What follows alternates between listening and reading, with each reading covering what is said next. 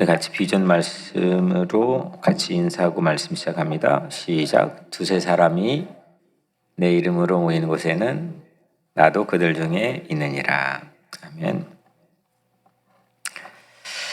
사랑은 보통 언제 시작이 될까요? 사랑은 어떻게 어느 지점에서 찾아올까요? 보통 그런 이유가 나도 모르는 사이에 내 마음에 꽂힐 때 사랑이 시작이 됩니다. 누구를 막론하고 각기 사랑하는 데에는 이유가 마땅한 이유가 있기 마련이죠. 그래서 사랑합니다. 매력이 있어서 사랑하고 또 남들은 다 그렇게 보이지 않아도 내 눈에 그게 보여서 사랑하고 성품이 온유해 사랑하고 또 때론 능력이 있어서 사랑합니다. 또한 나에게 잘해줘서 사랑하고 또 뭐 여러 가지 이유가 하여튼 다양한 이유가 있겠지만 사랑은 그렇게 시작합니다. 이유 없이 아무 이유 없이 이유가 없는데 전혀 그런 이유가 없는데 사랑했던 그런 경험이 혹시 있을까요? 상당히 그건 미천합니다. 사실 인간에게는 거의 불가능에 가깝습니다. 미워할 이유까지 있는데도 사랑했던 경험이 있을까요? 그건 더욱더 우리에게는 매우 쉽지 않은 일입니다. 긍휼히 여기고 자비롭게 여기는 마음은 있을 수 있겠지만 사랑의 대상으로 미워할 이유가 있고 또 특별히 나에게 사랑할 이유가 전혀 없는데도 사랑이 시작되는 건 매우 어렵습니다. 38년 된 병든 한 사람이 오늘 나오죠. 우리에게는 아주 잘 친숙한 본 적도 없지만 친숙한 사람처럼 느껴지는 그런 익숙한 성경 구절입니다. 당시 수명 기간으로 보면 거의 일평생 동안 그냥 아파 있었던 사람입니다. 피가 통하지 않아서 관절들이 움직여지지 않는 그런 중풍병자입니다. 38년간 어디에 머물렀냐면 베데스다 연못과 성전 미문이라는 아름다운 문입니다. 아름다운 문, 성전 들어가는 바로 아름다운 문이라는 입구에 있는 한 연못가에 있었습니다. 벳에스다, 벳 하면은 집입니다. 히브리어로는 에스다, 긍휼, 자비 뭐 이런 뜻이죠. 그러니까 이 간판이 연못가의 사람들에게 인식되는 간판이 그렇게 써붙여 있지는 않았지만 사람들이 부르는 베데스다, 베데스다 이거는 자비의 집, 긍휼의 집, 친절의 집, 사랑의 집 뭐 이런 뜻을 가지고 있는 연못입니다. 근데 거기에 사람들이 바글바글했습니다. 그 안에 많은 병자, 맹인, 다리 저는 사람, 혈기 마른 사람들이 누워 물의 움직임을 기다리니 그런데 실상은 그렇게 이 자비의 집 같지가 않았습니다. 약육강식의 경쟁 논리가 성문 밖 이 집에 베데스다 집에 있었기 때문이죠. 이 병자, 맹인, 다리 저는 사람, 혈기 마른 사람들이 누워 있었어요. 근데 물의 움직임을 기다리는 이유가 있었는데 4절에 먼저 들어간 자는 어떤 병에 걸렸든지 낫게 되미르라. 그러니까 어떤 병에 걸렸든지 그 연못에 먼저 들어간 사람이 낫는다니까 여러분들이라면 어떻겠습니까? 아니 지금 아무리 세상에 뭐 올바르고 그런 가치가 있다고 할지라도 내 몸이 아픈데 내 몸이 움직이지 못하는데 그걸로 아무것도 못하겠는데 먼저 들어가고자 하는 마음은 누구에게나 있기 마련입니다. 우리 교회가 그 아픈 사람들을 어떤 공동체 센터의 중심으로 놓는데 상당히 예수님의 가치라 생각하고 애를 쓰고 있습니다. 이 이유가 어떻든 간에 우리 중요한 가치지만 그 아름다운 가치죠. 하지만 실제 그러면 그 현실은 어떻느냐? 아픈 사람, 또 어려운 사람, 문제가 있는 사람, 가난한 사람은 다 천사 같으냐? 전혀 그렇지 않다는 겁니다. 그거는 피장파장입니다. 사람이라는 게 다 똑같은 거죠. 특히나 먹고 살기 힘들고 또 몸이 아파서 버티기가 힘든 상황에서는 이런 약육강식의 논리는 어떤 삶의 보편적인 모습처럼 아주 치열한 아비규환, 아수라장 같은 그런 모습으로 보여지기도 합니다. 이게 삶입니다. 절대로 우리가 이상적으로 생각하는 것처럼 그런 모습이 아니라는 거죠. 근데 먼저 들어가는 자는 어떤 병에 걸렸든지 낫게 된다. 이 먼저라고 하는 게 이게 참 우리 마음에 걸리죠. 먼저. 이 먼저가 이 자비의 집이라는 이 본래 이름을 무색하게 만들어 버립니다. 어떻게 먼저가 있는데 자비를 베풉니까? 이게 되지 않는 거죠. 근데 이게 현실입니다. 우리가 만나고 예수님의 가치로 살아야 될 세상이나 아니면 심지어는 가정이나 아니면 교회도 마찬가지입니다. 이 먼저가 자비의 집이라는 간판을 무색하게 만들죠. 특히 그 당시 지금까지 흘러내려오는 하나의 어떤 전문가들에 대한 추정으로는 당시 지배자들이 민심을 건드리면 안 되거든요. 민심을 사야 자기 통치가 원활합니다. 그 민심과 여론을 조작하기 위해서 거짓 전설을 성문 바로 들어온 입구에 유포했는데 먼저 들어가는 자가 그 어떤 병에 걸렸든지 낫게 된다. 힐링이 일어난다. 새로운 삶이 시작이 될 수 있다. 이런 전설을 유포했다는 겁니다. 이게 실제로 팩트는 아닌 겁니다. 거기에 대한 직접적 피해자가 오늘 우리에게 소개가 되고 있는 거죠. 그는 38년 동안 미련을 놓지 못했습니다. 그래서 거기를 실패하고 또 뒤쳐져도 거기를 못 떠났던 사람입니다. 예수님이 그 사람을 목격했죠. 6절 예수께서 그 누운 것을 보시고 그가 연못으로 막 뛰어가려는 모습도 아니고 뭔가 뛰어가서 먼저 들어가서 거기에 대한 성공에 대한 환희를 가지고 있는 모습도 아니었습니다. 그리고 그렇다고 옆에서 누가 도와주는 아름다운 어떤 모습으로 예수님 주목한 것도 아닙니다. 그냥 똑같이 38일도 아닌 38년째 누워있는 것을 예수님 봤습니다. 이 사건이 우리 안에서 일어난다라고 신뢰하고 믿는 게 신앙이라고 저는 생각합니다. 예수님께서 봐주신다는 거죠. 보아주신다는 거죠. 아수라장 같은 그런 시장판에서 아름다운 것이라고는 조금치도 보여질 것 같지 않는 그런 경쟁판에서 그냥 누워있는데 예수님 본 겁니다. 그 누워있는 병자에게 예수님이 시야가 멈춰졌습니다. 어떤 이 근거가 있는 매력까지는 아니어도 충분히 그렇게 좀 시선을 멈출 만한 그런 이유가 있는 사람이 아니었습니다. 세상에 성공한 지금 성공한 찰나에 있는 사람도 아닙니다. 저는 신앙은 그래야 된다고 생각합니다. 교회는 그래야 된다고 생각하는 게 시종일관 우리가 함께 말씀 안에서 이 교회 공동체에 나누는 가치입니다. 예수님은 그러셨습니다. 성한 자가 아니라 병자에게 마땅한 매력을 발산하고 있는 찰나가 아니라 그냥 누워있는 한 사람에게 예수님 봐주신 겁니다. 보셨습니다. 눈이 멈췄습니다. 발길도 멈췄습니다.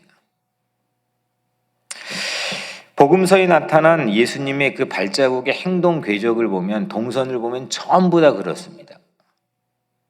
이 사람은 학식이 높기 때문에, 이 사람은 좋은 학교를 나왔기 때문에, 이 사람은 집안이 괜찮대, 이 사람은 과거가 화려했대, 이 사람은 지금 성공하고 있대. 그런데 예수님 발길을 멈춘 것 단 한 곳도 볼 수가 없습니다. 혹 삭개오처럼 부자였다 할지라도 그 마음에는 실제 진짜 빈곤한 사람들에게 왕따 당하다시피 한 사람입니다. 그런 사람에게 예수님의 눈이 멈춥니다. 그리고 예수님 물었죠. 네가 낫고자 하느냐? 예수님께서는 모든 사람이 그리고 자기 스스로도 이제는 거의 생의 의지를 포기해가는 한 사람에게 그 생의 의지를 물은 겁니다. 정말 살고 싶니? 정말 낫고 싶니? 사실 우리는 그런 생의 의지도 모른 채 하루하루를 살아갑니다. 이게 얼마나 소중한 건지 상당히 우리는 폼 잡고 살아가지만 정말 이 가치 있는 생의 의지, 내게 오늘 하루를 주신 하나님 앞에서 내가 생의 의지가 무언지를 붙들고 내 안에 진짜 그게 있는지를 생각할 겨를 없이 살아갑니다. 그리고 사랑할 이유가 전혀 없는데 그냥 예수님께서 사랑해 주십니다. 자비를 베풀어 주십니다. 자비의 집이란 허울 좋은 간판만 내걸었지 사랑이 메말라버린 그 연못가에서 예수님은 진정한 사랑, 진정한 자비가 무엇인지를 우리에게 보여줍니다. 오늘 이 아침 우리에게 주신 이 메시지는 우리가 그 사랑을 받았다는 겁니다. 우리가 그 눈빛과 시선을 받았다는 겁니다. 또 그 사랑을 받아야 내 잠자고 있고 무력하게 중풍병자처럼 그 삶의 영혼의 의지가 다 메말라 버려서 움직여지지 못하는, 내 마음대로 움직여지지 못하는 그런 삶에서 그 사랑을 받아야 다시 그 관절에 힘이 들어가고 움직여지고 빛이 난다는 겁니다. 사랑을 받아서 빛나는 아침, 그런 오늘 하루 아침으로 시작하기를 주의 이름으로 축복합니다. 또 나도 누군가를 그 사랑으로 단 한 번이라도 오늘 이 하루 동안 단 한 번이라도 누군가를 그 사랑으로, 예수님 사랑으로, 이유가 없는데 그 사랑으로 바라보고 발길을 멈춰 빛나게 하는 그런 하루가 되기를 주의 이름으로 간절히 축복합니다. 예수님이 사랑으로 하는 물음이었던 겁니다. 네가 낫고자 하느냐? 너 정말 살고 싶으니? 너 아직도 포기하지 않았니? 이런 질문인 건데 병자가 이렇게 대답합니다. 예, 그냥 저는 낫고 싶습니다. 그렇게 하면 될 거 아닙니까? 낫고 싶니? 살고 싶니? 너 나 살고 싶습니다. 이렇게 대답하면 될 텐데 엉뚱한 동문서답을 합니다. 저요? 38년 동안이나 그렇게 살 수 없었습니다. 그런 이유가 분명히 있었습니다. 그렇게 대답하죠. 병자가 대답하죠. 주여, 물이 움직일 때 나를 못에 넣어준 사람이 없어서 내가 가는 동안에 다른 사람이 먼저 내려갔나이다. 이게 그의 대답입니다. 난 낫고 싶냐라고, 낫고 싶습니다. 이렇게 대답하면 될 텐데 그렇게 대답하지 않았습니다. 저는 무려 38년 동안이나 그렇게 못 살았습니다. 못 산 데는 분명한 이유가 있습니다. 나보다 다른 사람이 먼저 가버렸습니다. 나를 도와준 사람이 정말 하나도 없었습니다. 나를 도와준 사람도 없고 다른 사람이 나보다 먼저 연못에 다 들어가 버렸습니다. 그래서 난 38년 동안이나 그냥 그렇게 살았습니다. 현재와 미래에 대한 생의 의지를 물었는데 과거에 대한 삶에 대한 변명과 핑계를 늘어놓습니다. 이게 우리입니다. 인간입니다. 38년이나 그렇게 누워 있을 수밖에 없는 이유를 그는 밖에서 찾고 있습니다. 뭐 가족들 때문에, 또 아니면 여기 지금 보이는 사람들 때문에, 환경 때문에 여러 가지 이유를 찾는 게 사실 자존심 상하지만 그게 나의 모습이기도 합니다. 그걸 인정해버리는 것, 그게 지금 노출시키거든요. 예수님이 대중 앞에서 그거를 노출시킵니다. 그게 힐링의 시작이라고 생각합니다. 아, 이게 나였구나. 그거 붙들고 아닌 척하고 발버둥 치면서 사는 거 참 피곤합니다. 아, 이게 나였구나. 이게 정말 저였네. 이게 우리 모습이네요. 예수님 나의 모습을 보여주셨군요. 그런 거죠. 힘든 세월이 더해갈수록 자기 아픔을 호소하는데 이력이 난 사람입니다. 아파요. 살고 싶니? 살고 싶은 의지에 대해서 그걸 바로 대답하고 반응할 수 있는 능력이 없어져 버린 사람입니다. 어쩌면 이렇게 살 수밖에 없는 사회구조, 당시의 어떤 사회 현상의 구조를 우리에게 고발하고 있는 모습이 오늘 38년 된 이 베데스다 병자의 대답에서 볼 수 있는지도 모르겠습니다. 자기의 불행을 늘 남 탓으로 하는데 이골이 나 있는 거죠. 세상은 이런 사람을 어떻게 보느냐면요. 야, 정신 상태가 그러니까 그렇게 사는 거 당연해 라고 그냥 생각해 버립니다. 야, 네가 빨리 그냥 기어서 가든 38년에 아니라 38개월 동안 하루에 조금씩을 기어서 성전 앞에 가서 기도하지 그래. 이렇게 대답할 수도 있겠고, 야, 네 마음속에 믿음이 부족해서 그래.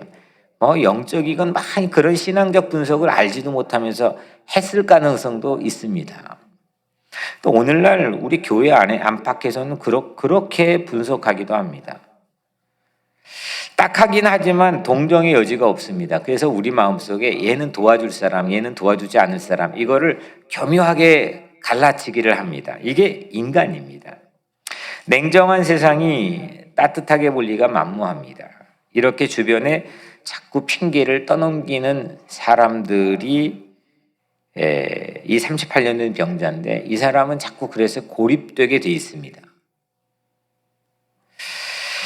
이것이 세상의 악순환입니다. 가난은 부를 탓하고 부는 가난을 철저하게 고립시킵니다. 이게 세상의 모습입니다. 그런데 예수님은요, 그 세상처럼 38년 된 병자를 본 게 아니죠.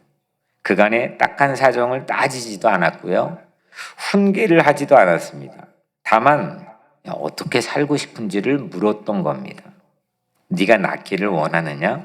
새로운 삶을 한번 살아볼 생각이 있니? 너 살아볼 의지를 포기하지 않았니? 해볼래? 뭐 이런 겁니다. 그리고 그렇게 살 수 있도록 도와주시죠. 일어나 내 자리를 들고 걸어가라, 이렇게 말씀합니다. 일어나 내 자리를 들고 걸어가라. 복음은 겉이 아니라 속을 보는 게 복음입니다. 속을 보는 거죠. 건강한 교회는 베데스다 같지 않아야 돼요. 간판만 그럴싸한데 속은 세상과 다르지 않다는 것, 그게 베데스다였기 때문입니다. 건강한 교회는 예수님이 있는 베데스다입니다. 예수님이 있는 베데스다. 지금 아수라장이지만 그 베데스다, 이게 뭐 교회야? 이게 뭐 잡이야? 이거 난장판이잖아. 이게 사람 사는 거야? 이거 정말 피곤하다. 이게 지금 베데스다 현장이지만 거기 예수님이 있었습니다. 그게 교회입니다. 근데 아주 깔끔하고 아주 말끔하고 정말 예배 기가 막히게 드리고, 그런데 예수님이 없었습니다. 그거는 교회라고 볼 수가 없습니다. 저는 우리 교회가 늘 그런 방향으로 가기를 원하고 있습니다. 우리도 뭐 별반 다르지 않습니다. 똑같은 사람입니다. 50보 100보입니다. 우리도 38년 된 병자도 그를 고립시켰던 옆에 지나가던 행인들도 우리 모습 안에 있을 수 있습니다. 우리 교회 안에 있을 수 있습니다. 세상보다 더 형편없는 그런 사람들이 우글우글 할 수도 있습니다. 이게 교회입니다. 교회는 아주 말끔한 곳이 아닙니다. 병자들이 와야 교회입니다. 이게 진짜 눈 뜨고 못 봐줄 만한 병자들이 있어야 교회입니다.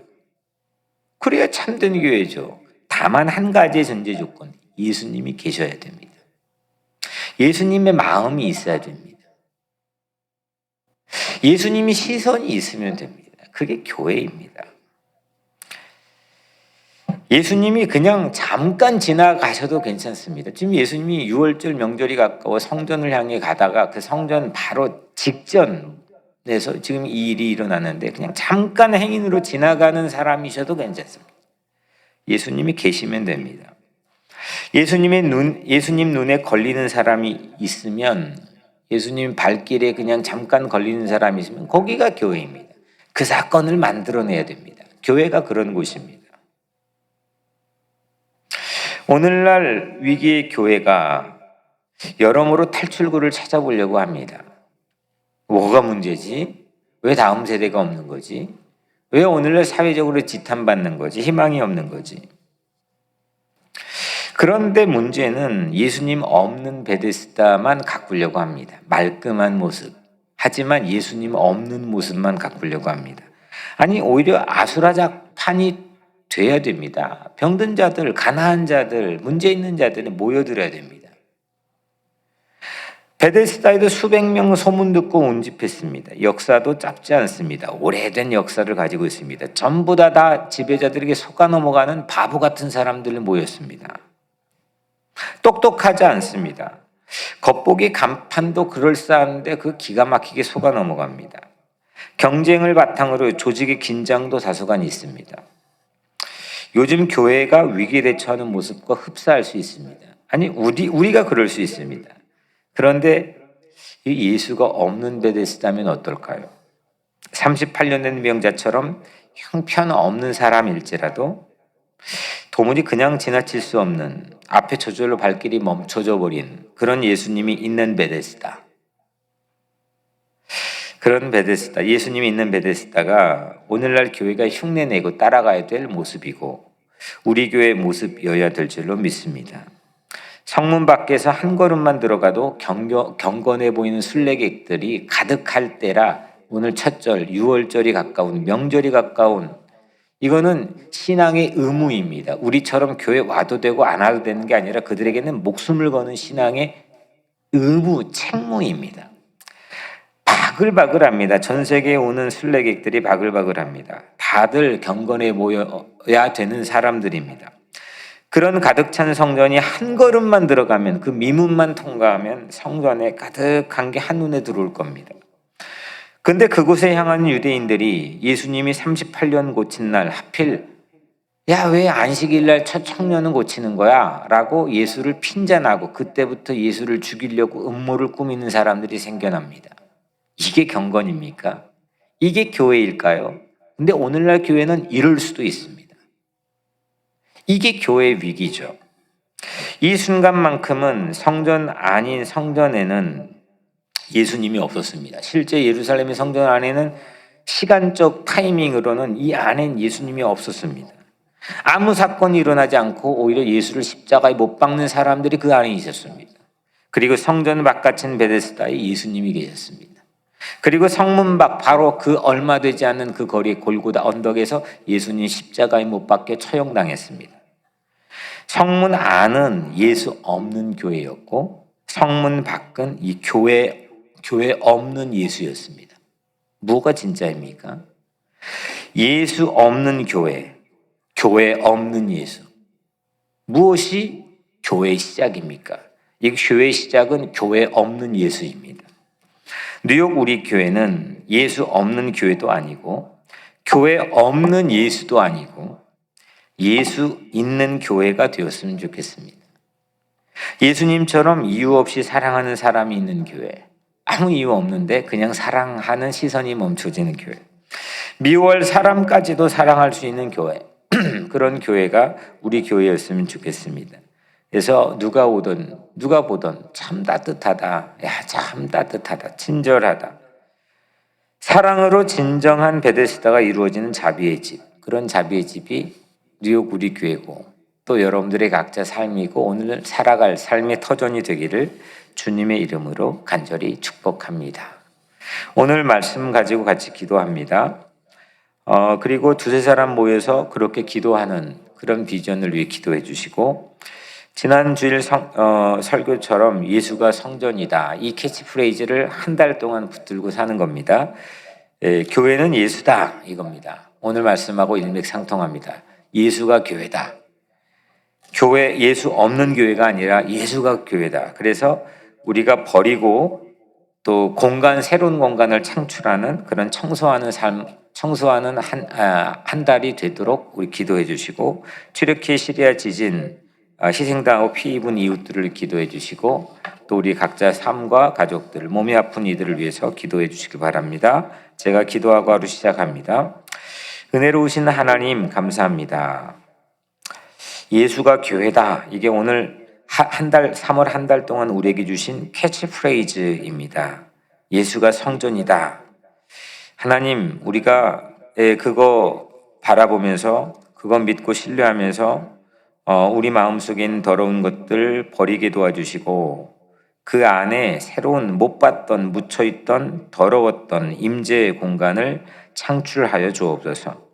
그런 청소로 우리 교회가 말끔해지게 도와주시고, 그리고 그런 사람들이, 그런 체험이 있는 사람들이 이 교회 안에 있게 도와주옵소서. 하나님, 오늘 하루 성도들 삶을 시작합니다. 저들 축복합니다.